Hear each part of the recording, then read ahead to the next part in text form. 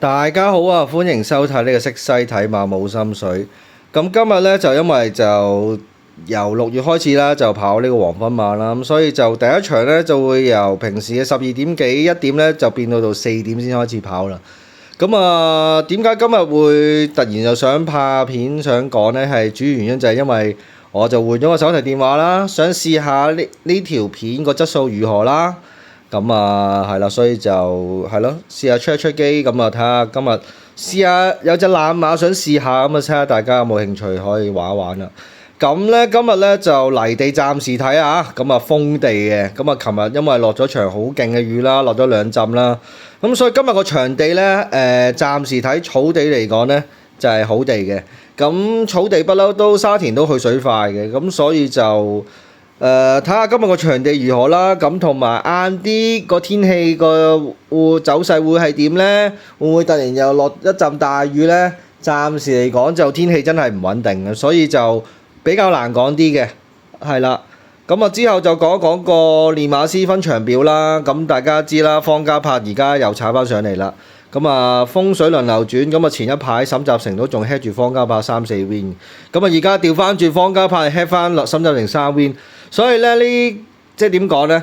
未到最後直路呢，其實都真係勝負難料，我自己覺得。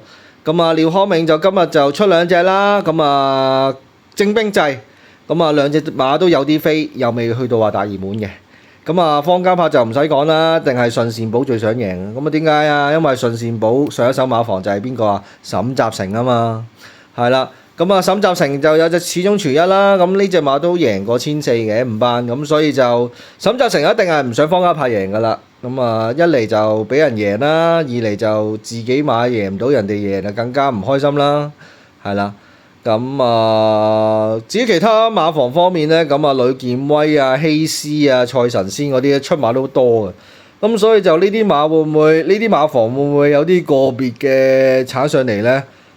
難講啲嘅。咁啊賽神仙方面就都出得多嘅，咁啊啲馬可能邊線機會多，咁所以就睇下會唔會有啲冷胚踩入嚟，大家留意下咯。咁啊你話如果練馬師王有賠率嘅話，都可能試少少都唔壞嘅，係啦。好，咁今日咧就想試下隻冷嘢啦，咁啊就會係揀呂健威馬房。咁啊呂健威馬房今日你見到焦點所在都係嗰隻喜慶寶啦。咁啊喜慶寶就咩環境啊？喜慶寶就係上次方嘉柏，喂 sorry， 上次有班德禮大熱門瓜老襯。咁啊你話瓜老襯嘅原因咧，咁啊一嚟個檔位唔好啦，二嚟就3升2第一次啦，三嚟就係個場地咧唔係一個正常嘅場地咯，咁所以呢隻馬係有機會係好黏地，係有啲唔係好識跑，咁就所以就班德禮咧之後都另類橫中啦，有啲馬迷都好醒目啦，咁啊過足草之後就另類即刻橫中啦，咁啊叫做起碼都還咗條數俾班德禮啦，只不過還都俾阿呂健威，只不過呢隻馬以後嘅稅權咧一定唔會再係落入班德禮之手噶啦，咁所以就學習要騎翻就正頭正路嘅事咯，都唔係啲咩好驚奇嘅一樣嘢啦。咁只不過係如果再係要孭輕磅嘅話，咁會點樣安排呢？咁啊到時先知啦。好，咁之後仲有隻傑出雷霆啦。咁就今日咧想試下隻冷馬咧，咁我就會想試下第9場啊，安康萬里啊。咁啊點解會想試下呢隻馬咧？咁就因為呢隻馬咧，我就覺得其實佢喺3班嚟講咧有啲競爭性嘅。再加上啦，二嚟有新鮮感啦，三嚟就係啦，有新鮮感就係講埋新鮮感先。新鮮感啊，完全今季冇跑過沙田嘅。咁呢隻馬係一隻沙田起家嘅馬嚟嘅，我覺得就算贏唔到話有個冷胚都叫唔錯啦。一開頭咧呢隻馬咧都係一個叫做明日之星啦，又唔係去到明日之星嘅，即係次次都係俾人煲到好熱嘅馬咯。咁之後就上一季就係咁輸啦開始。咁啊輸，咁當然你話都鏟嗰啲 pace 嘅，揾希威森又搏第二，揾潘頓又係搏第二，16蚊潘頓又搏輸，咁邊個個都搏輸咗啦。咁今季終於阿呂健威咧，咁啊試下另謀出路啦，咁啊去咗谷草啦，咁啊有咗唔錯嘅發展啦，咁啊偷咗2 win 嘅，咁叫做啲乜嘢咧？起碼喺個對個馬主個交代上邊咧，叫做攞翻上季應有嘅頭馬咯。咁至於其實呢隻馬仲有冇頭馬交呢？其實我覺得都仲可能仲有機會有嘅。咁所以就暫時隻馬就三班鳥咯，係啦，三班鳥咯。咁你話呢場對手係咪好強呢？又未至於去到話好強。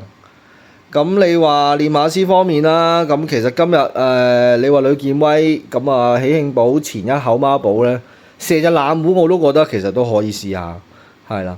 咁啊再加上啦，布浩榮就今日會騎啊呂健威兩隻嘅，咁就會係第4場隻超拍檔啦。同埋隻柯康萬里，咁兩隻稱咧，我就中意柯康萬里多啲。咁啊，潘頓2.0就暫時就個數字就係潘頓2.0，個布浩榮就真係得個2字啦。但係個2咧係個頭馬數目2啊，咁所以就暫時就完全唔合格嘅。如果你問我就，咁所以就呢隻馬你睇下偷唔偷到雞啦。咁啊，柯康萬里。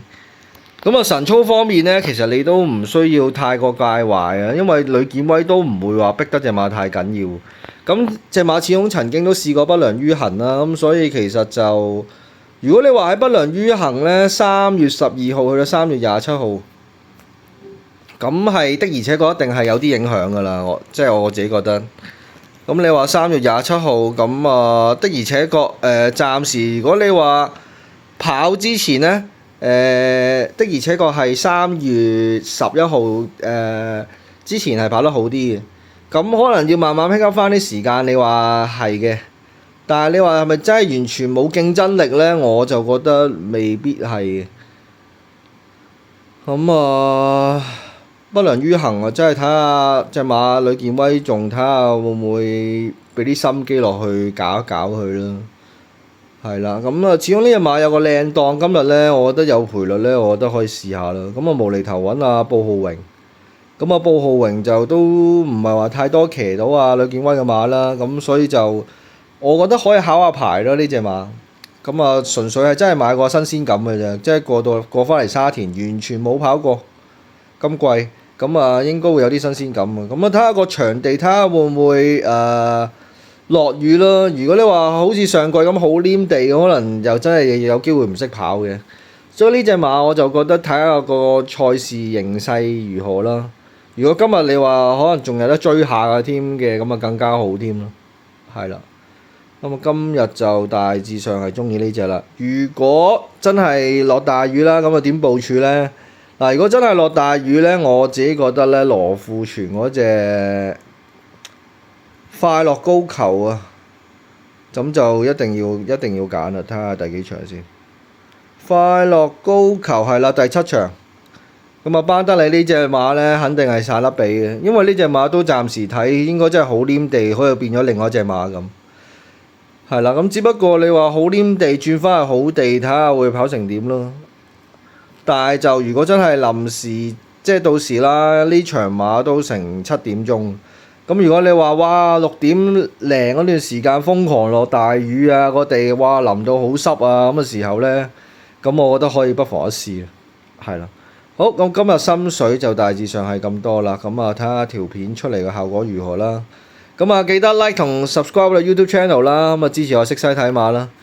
咁就大致上係咁多啦。咁啊記得係啦，支持我哋啦。好，係咁多，拜拜。